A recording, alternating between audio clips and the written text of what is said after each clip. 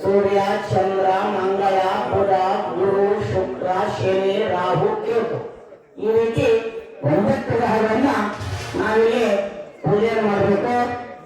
ನವಗ್ರಹಗಳನ್ನ ಸ್ಥಾಪನೆ ಮಾಡಬೇಕಾದ್ರೆ ಪ್ರಥಮದಲ್ಲಿ ನಾವು ರಂಗೋಲಿಯಲ್ಲಿ ನವಗ್ರಹ ಮಂಡಲಗಳನ್ನು ಬರೆದು ಯಾವ ದಿಕ್ಕಿಗೆ ಯಾವ ಗ್ರಹವನ್ನ ಸ್ಥಾಪನೆ ಮಾಡಬೇಕು ಆ ತರದಲ್ಲಿ ಆ ಮಂಡಲದಲ್ಲಿ ನವಗ್ರಹಗಳನ್ನ ಸ್ಥಾಪನೆ ಮಾಡ್ತೀವಿ.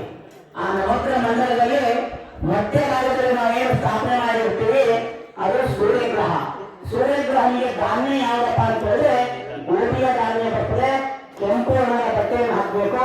ಹೋಮವನ್ನು ಮಾಡಬೇಕಪ್ಪ ಅಂತ ಹೇಳಿದ್ರೆ ಎಕ್ಕೆ ಕಟ್ಟಿಗೆಯಿಂದ ನಾವು ಹೋಮವನ್ನು ಮಾಡಿದಾದ್ರೆ ಅಂತ ಸೂರ್ಯಗ್ರಹ ಸಂತೃಪ್ತಿ ಆಗ್ತಾನೆ.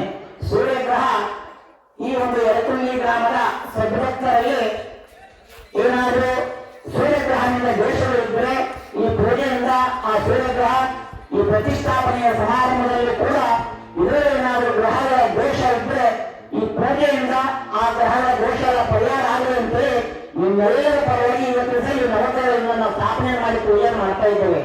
ಸೂರ್ಯಗ್ರಹ ನಮಗೆಲ್ಲ ಯಾವ ರೀತಿ ತೊಂದರೆಯನ್ನು ಕೊಡ್ತಾನೆ ಆರೋಗ್ಯದಲ್ಲಿ ಅಂತ ಹೇಳಿದ್ರೆ ಶಾಖದಿಂದ ಉಷ್ಣದಿಂದ ತೊಂದರೆಯನ್ನು ಕೊಡ್ತಕ್ಕಂಥ ಗ್ರಹ ಯಾರು ಅಂತ ಹೇಳಿದ್ರೆ ಸೂರ್ಯಗ್ರಹ.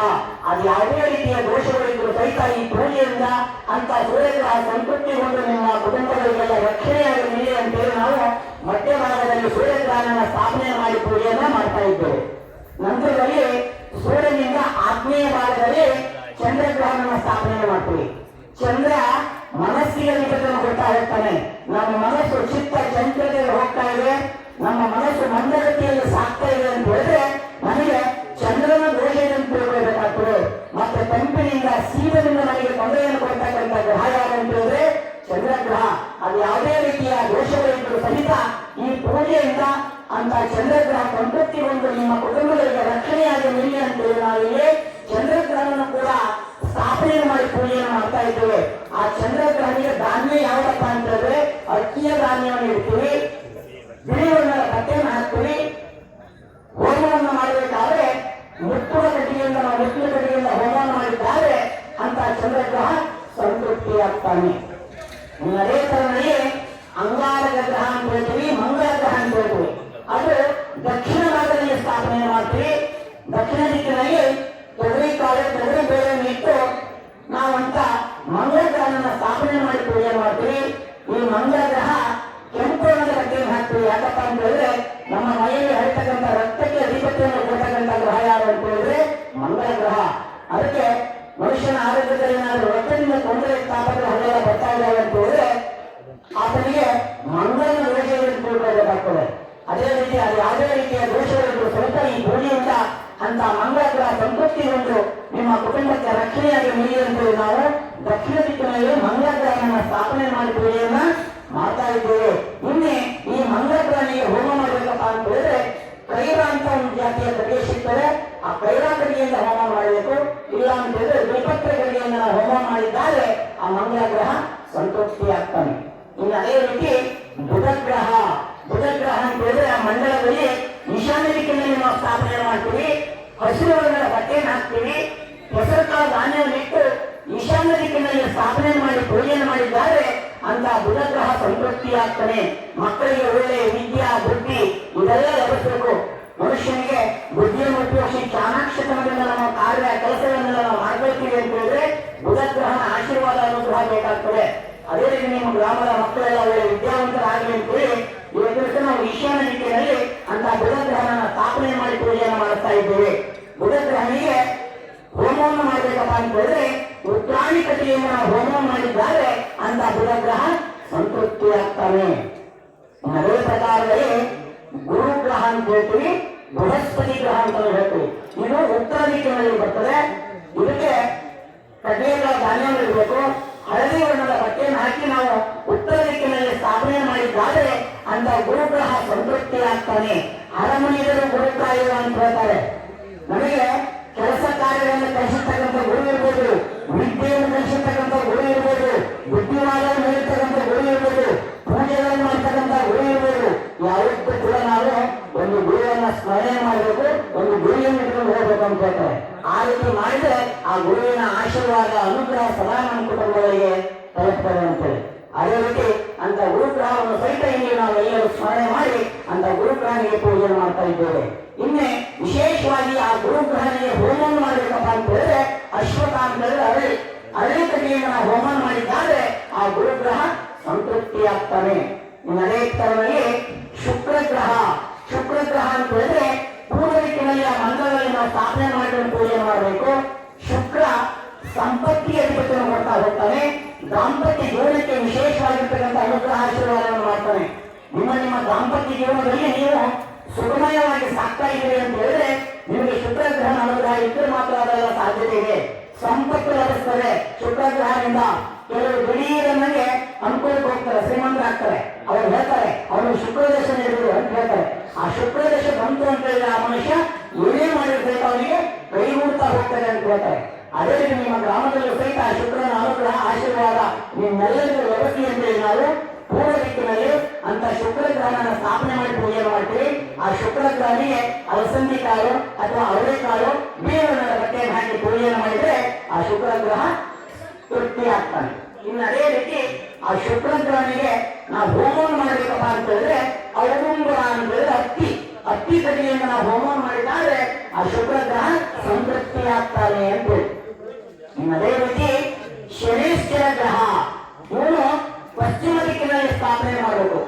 ಈತನಿಗೆ ಶನೇಶ್ವರ ಗ್ರಹ ಅಂತಲ್ಲ, ಶನೇಶ್ವರ ಗ್ರಹ ಅಂತ ಕರಿಬೇಕು. ನಾವು ಶನೇಶ್ವರನ ಪೂಜೆಯನ್ನು ಮಾಡಬೇಕಾದ್ರೆ ನಾವು ಪಶ್ಚಿಮ ದಿಕ್ಕಿನಲ್ಲಿ ಸ್ಥಾಪನೆ ಮಾಡಬೇಕು. ಕಪ್ಪು ಬಣ್ಣದ ಬಟ್ಟೆಯನ್ನು ಹಾಕಬೇಕು. ತಿಲಧಾನ್ಯ ಅಂದ್ರೆ ಎಣ್ಣೆ ಧಾನ್ಯ ಕಪ್ಪು ಎಳೆಯನ್ನಿಟ್ಟು ಪೂಜೆ ಮಾಡಬೇಕು. ಆ ಶನೇಶ್ವರನ ದೋಷ ಬಂತು ಅಂತ ಹೇಳಿ ನಮಗೆಲ್ಲ ಏನಾಗ್ತದೆ ಅಂತ ಹೇಳಿದ್ರೆ ಮಾನನಷ್ಟ, ಮಾನಹಾನಿ, ನಿದ್ರಾಭಂಗ, ಕಥಾನ್ನ ಭೋಜನ, ಆಲಸ್ಯತನ, ಈ ರೀತಿಯಲ್ಲಿ ಶನೇಶ್ವರ ಸ್ವಾಮಿ ದೋಷಗಳು ಬರ್ತಾ ಹೋಗ್ತವೆ. ಅದು ಯಾವುದೇ ದೋಷಗಳಿಂದ ಸಹಿತ ಈ ಪೂಜೆಯಿಂದ ಅಂತ ಶನೇಶ್ವರ ಸ್ವಾಮಿ ಸಂತೃಪ್ತಿಗೊಂಡು ನಿಮ್ಮನ್ನೆಲ್ಲ ಹರಿಸ್ತಿ ಅಂತೇಳಿ ನಾವು ಪಶ್ಚಿಮ ದಿಕ್ಕಿನಲ್ಲಿ ಕಪ್ಪು ಎಳೆಯನ್ನಿಟ್ಟು ಕಪ್ಪು ಬಣ್ಣದ ಬಟ್ಟೆಯನ್ನು ಹಾಕಿ ಈ ದಿನ ನಾವು ಪೂಜೆ ಮಾಡ್ತಾ ಇದ್ದೇವೆ. ಇನ್ನೇ ಆ ಶನೇಶ್ವರ ಸ್ವಾಮಿಗೆ ನಾವು ಹೋಮವನ್ನು ಮಾಡಿ ತೃಪ್ತಿ ಪಡಿಸಬೇಕಪ್ಪ ಅಂತ ಹೇಳಿದ್ರೆ ಶನಿ ಅಂದ್ರೆ ಬನ್ನಿ ಕಟ್ಟಿಗೆಯಿಂದ ನಾವು ಹೋಮವನ್ನು ಮಾಡಿದ್ದಾರೆ ಆ ಶನೇಶ್ವರ ಸ್ವಾಮಿ ಸಂತೃಪ್ತಿಗೊಳ್ಳುತ್ತಾನೆ ಅಂತ ಹೇಳಿ. ಇನ್ನು ಅದೇ ತರದಲ್ಲಿ ರಾಹುಗ್ರಹ ನೈಋತ್ಯ ದಿಕ್ಕಿನಲ್ಲಿ ನಾವು ರಾಹುಗ್ರಹವನ್ನು ಸ್ಥಾಪನೆ ಮಾಡಬೇಕು.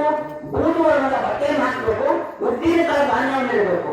ಆ ಉದ್ದಿನಕಾಳು ಧಾನ್ಯವನ್ನು ಇಟ್ಟು ಬೂದು ವರ್ಣದ ಬಟ್ಟೆಯನ್ನು ಹಾಕಿ ನೈಋತ್ಯ ದಿಕ್ಕಿನಲ್ಲಿ ಸ್ಥಾಪನೆ ಮಾಡಿದ್ದಾರೆ ಆ ರಾಹುಗ್ರಹ ಸಂತೃಪ್ತಿ ಆಗ್ತಾನೆ. ರಾಹುಗ್ರಹ ಮನುಷ್ಯನ ಆರೋಗ್ಯದಲ್ಲಿ ನಮ್ಮ ಕುತ್ತಿಗೆಯಿಂದ ಕೆಳಗೆ ಅವಯವಗಳಿಗೆ ತೊಂದರೆಯನ್ನು ಕೊಡ್ತಕ್ಕಂಥ ಗ್ರಹ ಯಾವ ಅಂತ ಹೇಳಿದ್ರೆ ರಾಹುಗ್ರಹ. ಮತ್ತೆ ರಾಹುಗ್ರಹನಲ್ಲೂ ಕೂಡ ಒಂದು ವಿಶೇಷವಾಗಿರ್ತಕ್ಕಂಥ ಶಕ್ತಿ ಇದೆ. ಅದು ಏನು ಅಂತ ಹೇಳಿದ್ರೆ ಗ್ರಹಣವನ್ನು ಮಾಡ್ತಕ್ಕಂಥ ಶಕ್ತಿ ರಾಹುಗ್ರಹನಿಗೆ. ಸೂರ್ಯಗ್ರಹಣ ಒಟ್ಟಿಗೆ ರಾಹುಗ್ರಹ ಸೇರಿದವಾಗ ಗ್ರಹಣ ಆಗ್ತದೆ. ಅದಕ್ಕೆ ರಾಹುಗ್ರಸ್ತ ಗ್ರಹಣ ಅಂತ ಹೇಳ್ತಾರೆ. ಆ ಗ್ರಹಣವನ್ನು ಮಾಡ್ತಕ್ಕಂಥ ಶಕ್ತಿ ಆ ರಾಹುಗ್ರಹನಿಗೆ. ಮತ್ತೆ ಆ ರಾಹುಗ್ರಹನಿಗೆ ನಾವು ಉದ್ದಿನಕಾಳು ಭೂಗಣ ಬಟ್ಟೆಯನ್ನು ಪೂಜೆ ಮಾಡ್ತೀವಿ. ಹೋಮ ಮಾಡಬೇಕಪ್ಪ ಅಂತ ಹೇಳಿದ್ರೆ ನಾವು ಗಣಪತಿ ಧರಿಸ್ತೀವಿ ಕರ್ಕೆ ಹುಲ್ಲು, ಆ ಕರ್ಕೆ ಹುಲ್ಲಿನಿಂದ ಹೋಮವನ್ನು ಮಾಡಿದ್ದಾರೆ ಆ ರಾಹುಗ್ರಹ ಸಂತೃಪ್ತಿ ಆಗ್ತಾನೆ ಅಂತ. ಇನ್ನು ಅದೇ ರೀತಿ ಕೊನೆಯದಾಗಿ ವಾಯುವ್ಯ ದಿಕ್ಕಿನಲ್ಲಿ ಕೇತುಗ್ರಹ ಅಂತ ನಾವು ಸ್ಥಾಪನೆ ಮಾಡ್ತಾ ಪೂಜೆ ಮಾಡ್ತಾ ಇದ್ದೇವೆ. ಕೇತುಗ್ರಹನಿಗೆ ಹುರುಳಿಕಾಳು ಧಾನ್ಯವನ್ನು ಇಡಬೇಕು. ಚಿತ್ರವರ್ಣದ ಬಟ್ಟೆಯನ್ನು ಹಾಕಬೇಕು. ಇದು ಕೇತುಗ್ರಹನಿಗೆ ತೃಪ್ತಿಯಾಗಿರ್ತಕ್ಕಂಥ ವಸ್ತುಗಳು. ಅದೇ ರೀತಿ ವಾಯು ದಿಕ್ಕಿನಲ್ಲಿ ಕೇತುಗ್ರಹನ ಸ್ಥಾಪನೆ ಮಾಡಿ ಪೂಜೆ ಮಾಡ್ತೀವಿ. ನಮ್ಮ ಕುತ್ತಿಗೆಯಿಂದ ಮೇಲ್ಭಾಗಕ್ಕೆ ಅವಯವಗಳಿಗೆ ತೊಂದರೆಯನ್ನು ಕೊಡ್ತಕ್ಕಂಥ ಗ್ರಹ ಯಾರು ಅಂತ ಹೇಳಿದ್ರೆ ಕೇತುಗ್ರಹ.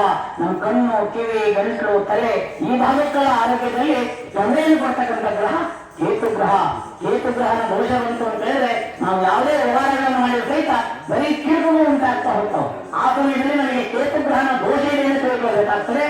ಮತ್ತೆ ಈ ಕೇತುಗ್ರಹನಿಗೆ ನಾವು ಹೋಮವನ್ನು ಮಾಡಿ ಸಂತೃಪ್ತಿ ಪಡಿಸಬೇಕು ಅಂತ ಹೇಳಿದ್ರೆ ಕುಶ ಅಂತ ಹೇಳಿದ್ರೆ ದರ್ಬೆ, ಈ ದರ್ಬೆ ಹುಲ್ಲು ಬರುತ್ತಲ್ಲ ಆ ದರ್ಬೆ ಹುಲ್ಲಿನಿಂದ ಹೋಮವನ್ನು ಮಾಡಿದಾದ್ರೆ ಆ ಕೇತುಗ್ರಹ ಸಂತೃಪ್ತಿ ಆಗ್ತಾನೆ.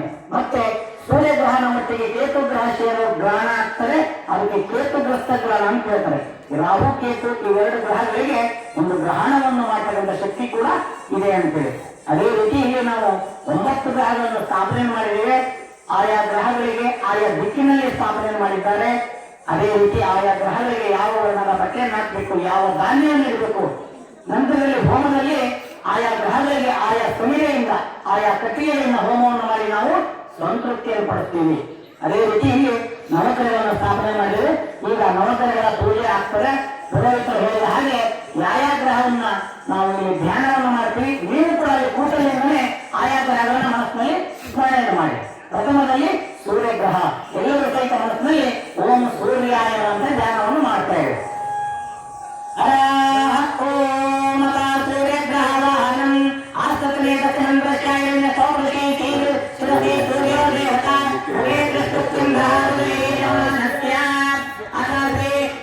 ರಾಮೇಶ್ವರ ದೇವತಾ ಪ್ರತಿಷ್ಠಾಪನ ಮುಹೂರ್ತ ಏ ಗ್ರಹಿಷ್ಠ ಸ್ಥಾನೇಶು ಸ್ಥಿತ ಅತ್ಯಂತ ಶುಭ ಗ್ರಹಾನುಕೂಲ ಸಿದ್ಧಂಚ ಅಸ್ತೋತ್ರ